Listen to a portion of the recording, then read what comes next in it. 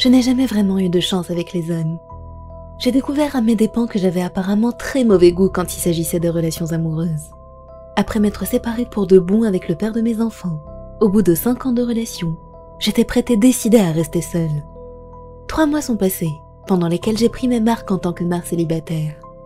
Puis un jour, mon voisin est venu me voir pour me dire qu'un ami à lui, du nom de Steve, aurait bien aimé faire ma connaissance.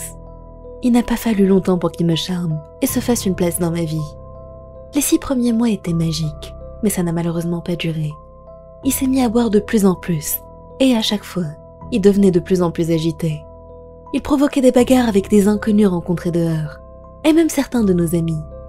Lentement mais sûrement, nos amis ont arrêté de venir nous rendre visite, parce qu'ils savaient très bien comment Steve était quand il avait bu.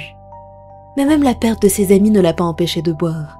Seulement, c'était vers moi que toute sa colère était dirigée, puisqu'il n'avait personne d'autre. Il ne lui a fallu que 6 à 8 mois pour passer des insultes et des bousculades, à des coups et étranglements.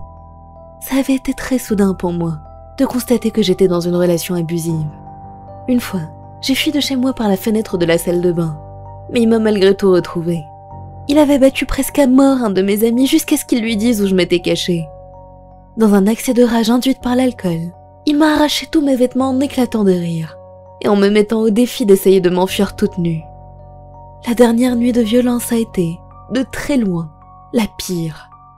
Avant que Steve se mette à boire ce soir-là, je lui ai dit que mon fils, âgé de 3 ans à ce moment-là, ne se sentait pas bien et que j'allais rester à son chevet jusqu'à ce qu'il s'endorme. Mon plan était de passer la nuit avec mon fils pour ne pas subir la présence de Steve. Vers 2h30 du matin, j'ai entendu la porte de la chambre s'ouvrir.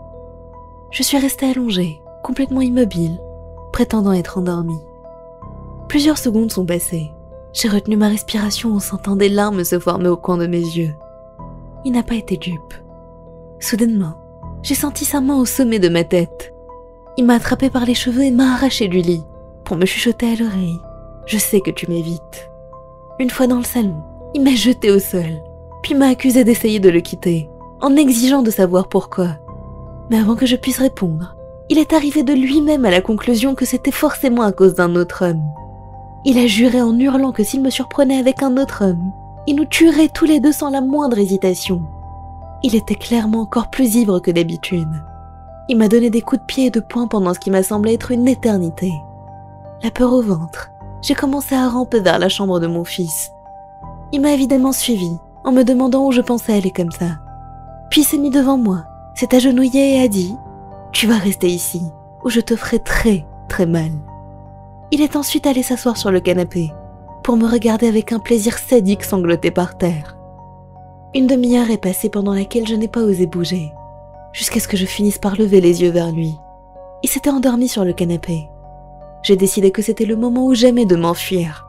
J'ai attrapé le premier pull qui venait, je suis allée chercher mon fils, puis je me suis lentement dirigée vers la porte. Brusquement, il s'est réveillé et m'a attrapé la jambe, en me demandant où j'allais. J'ai balbutié que j'allais dans la cuisine avec mon fils pour lui donner à boire.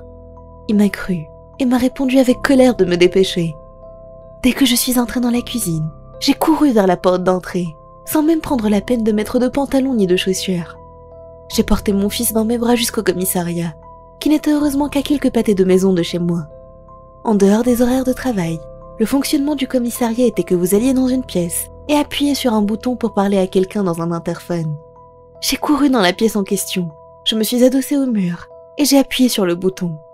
Mes jambes ont cédé sous moi et j'ai lentement glissé au sol, tenant toujours mon fils et m'attendant à ce que Steve débarque d'une seconde à l'autre. Je me souviens avoir pensé qu'au moins, si je me faisais battre là, je serais filmée par les caméras de sécurité. J'ai entendu une voix dans le haut-parleur, me demandant en quoi elle pouvait m'aider, mais je n'ai rien pu faire d'autre que pleurer. Aucun mot n'a réussi à franchir mes lèvres, et je ne savais même pas par quoi commencer. 2 agents de police sont sortis pour m'aider. La policière a pris mon fils et allait lui donner quelque chose à manger.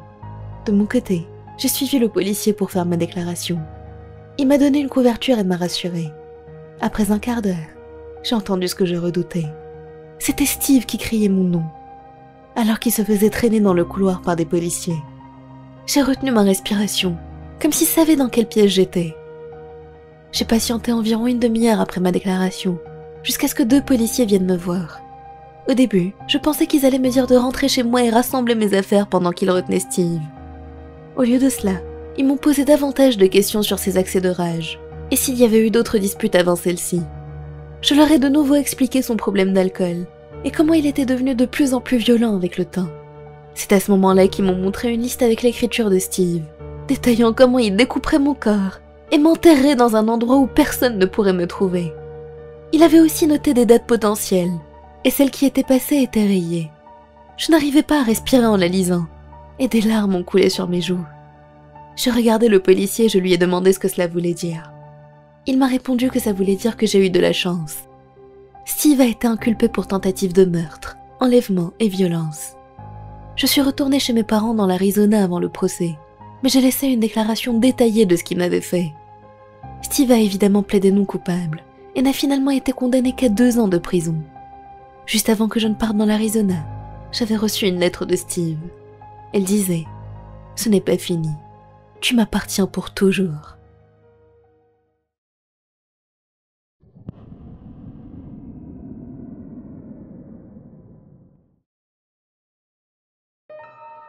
Cette histoire date d'il y a quelques années, et elle s'est passée dans l'ancienne maison dans laquelle je vivais avec ma mère et ma grande sœur. Depuis mon plus jeune âge, j'ai commencé à croire aux fantômes et aux êtres paranormaux à cause de notre colocataire, que l'on appelait Hervé. Hervé n'était pas un être humain. Ce n'était pas un animal non plus. C'était une étrange entité, que vous ne pouviez pas voir. Je ne suis pas sûre de si c'était un fantôme ou un démon. Tout ce que je sais, c'est qu'il n'était définitivement pas humain. Quand Hervé a commencé à apparaître, il paraissait inoffensif, parce que tout ce qu'il faisait était jouer des mauvais tours. Comme par exemple allumer et éteindre aléatoirement les lumières de la maison, ou encore claquer des portes. Le jour de mon 6e anniversaire, j'ai eu plein de cadeaux, dont un ballon gonflé à l'hélium avec une princesse dessus, offert par ma grand-mère. Il est resté dans un coin du salon pendant plusieurs jours, se dégonflant lentement. Il était presque complètement dégonflé, mais flottant toujours à une dizaine de centimètres du sol, lorsque Hervé s'est mis à le traîner partout dans la maison avec lui. Si Hervé allait dans la cave ou dans une des chambres, nous savions qu'il était là grâce au ballon qui trahissait sa présence. C'était le cas même quand il nous suivait ou nous observait. Bien sûr, nous étions tous plutôt effrayés au début, mais nous nous sommes finalement habitués à sa présence. Hervé n'a pas semblé apprécier cela, parce qu'il a commencé à agir différemment à partir de ce moment-là. Il s'est mis à faire des choses beaucoup plus effrayantes. Une nuit, je me suis réveillée en sursaut, parce que j'avais l'impression que quelque chose de lourd m'écrasait la poitrine. Je n'arrivais pas à respirer, et quand j'ai ouvert les yeux pour voir ce qui se passait, j'ai vu qu'il y avait une silhouette sur moi. Ça ressemblait à un petit garçon. Il avait de grands yeux, plus grands que ceux d'un être humain. Malgré l'obscurité, je pouvais voir son sourire terrifiant, étiré d'une oreille à l'autre. J'ai soudainement réalisé qu'il tenait le ballon à hélium dans sa main droite, et j'ai senti mon cœur louper plusieurs battements à ce moment-là. C'était définitivement Hervé. J'ai essayé de crier aussi fort que je le pouvais, mais Hervé a mis ses mains autour de mon cou et a commencé à serrer, très fort. J'étais submergée par une peur tellement intense que je ne comprenais pas ce qui se passait. Puis tout est devenu noir. Quand je me suis réveillée à nouveau, on était en plein milieu de la matinée, et ce fut la dernière fois que j'ai eu affaire à Hervé.